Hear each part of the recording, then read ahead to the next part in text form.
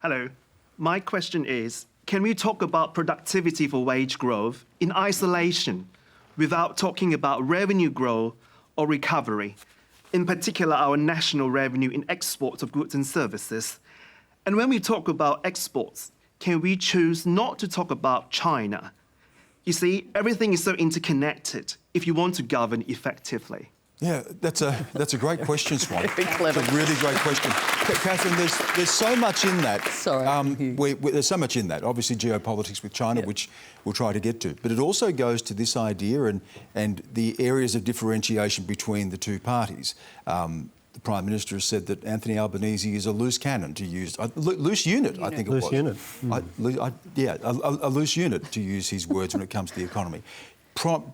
Arguing for a 5.1% increase on minimum wage during an inflationary cycle. Isn't that precisely what's going to lead to more interest rates, increased inflation, push other wages up beyond minimum wage as well? Not at all. You know, you have to be able to have money to be able to spend money in the economy, and we're talking about workers who are earning $20 an hour, and we're talking about an extra $1 an hour. I mean, seriously, these are workers who, frankly, kept us going during the pandemic, and it's not, is Morrison seriously, apart from the fact that what is he trying to appeal to young people by using the word, loose unit, really... It went past me.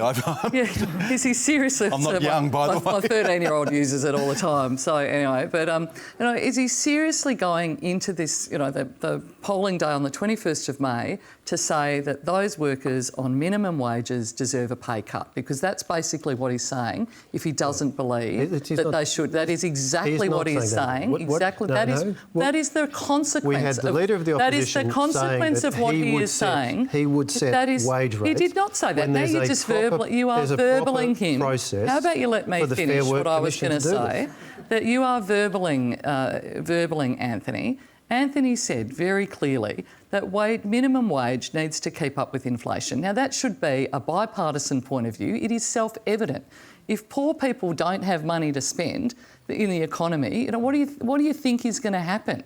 And that is basically, people who are earning $20 an hour are not wealthy, and they deserve to have their wages keep up with inflation.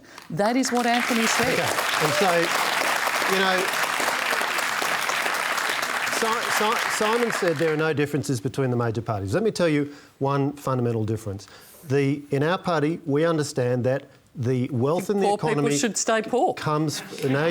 Catherine, you're talking about verbling. Let's not verbal, right? The money in the economy comes from the private sector. 87% of people are employed by the private sector. So when you talk about a wage increase, that has to be paid for. And overwhelmingly, that has to be paid for by private sector employers. So when you talk about a wage increase, that means a small business person who is worried about whether they can keep their business going, whether they're getting the extra revenue to pay for those wages. The system, it's an overall system, and these are difficult judgments because, yes, it's important that we understand people's need for income, of course. That's why we have a specialist body, the Fair Work Commission, that weighs up these issues and understands that the money that is paid to people in wages has to come from somewhere. Overwhelmingly, it is people are employed in private sector businesses, and they only have the money to pay the wages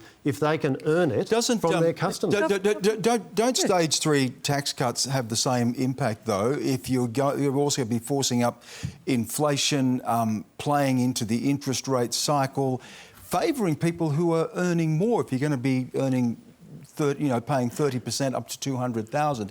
How is that fair, and does it still not push up inflation? We often get criticised for not having economic reform.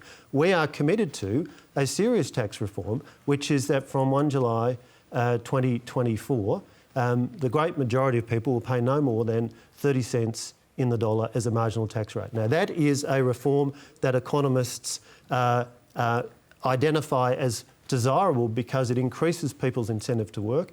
And look, again, in terms of the differences between the parties, we are committed to lower taxes. The Liberal Party will always be a lower tax party. Well, you're not, though.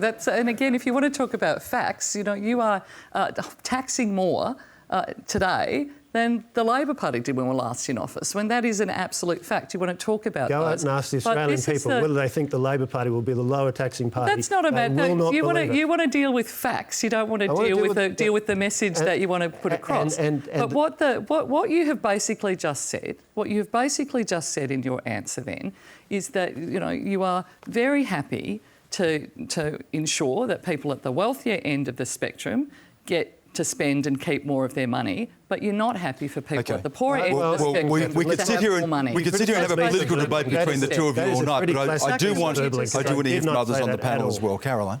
In relation to anything in particular, or just... That might be the best answer all night. I feel like there's a lot in there. There is a lot in that, but the reality is that we are, regardless of who's going to be in office, in an inflationary cycle. That's also global. Interest rates are going to be pushed up. There is questions of equity and fairness, and whether it's tax cuts or whether it's an increase in minimum wage, they all have knock-on effects. Is this the reality that we are captured by this cycle regardless right now? I think it is a little bit, and I think, to be honest, regardless of who's going to be in government, it's going to be something that has to be dealt with. It's not like we have an election and it all goes away. The point about it only being $1, I mean, that there is in relation to the one person, but there is a lot of people in this cohort. So in a macro sense, it's actually hundreds of billions of dollars that goes into the economy. So it does have the effect of being inflationary. And my mum always tells me about the 1970s, how her wages went up, like they doubled, and then 2 weeks later the cost of goods and services doubled. And the fact of the matter is, if you're in a business, the business person has the decision to either, if they can, absorb that cost, but they might have other input costs that are also going up, or they have the decision whether they pass that on to the consumer. And in some cases they are just going to have to, and that there will obviously then have that inflationary effect. But the other thing is it might be a matter, and we do see this, that if you start having to increase wages, I'd rather take a tiny bit of a hit than have one of my colleagues lose their job. And sometimes it does come down to that, depending on the type of business and the size of the business. When you're going through an inflationary period, you want to have a job. Do you all feel as if we're chasing our tail at the moment? Cost of living is going up, but then you look at wages, then you look at interest rates, it's sort of robbing Peter to pay Paul. Hands up, do you feel as if we're just... Yeah. I think cost of living has certainly come to the fore throughout the campaign.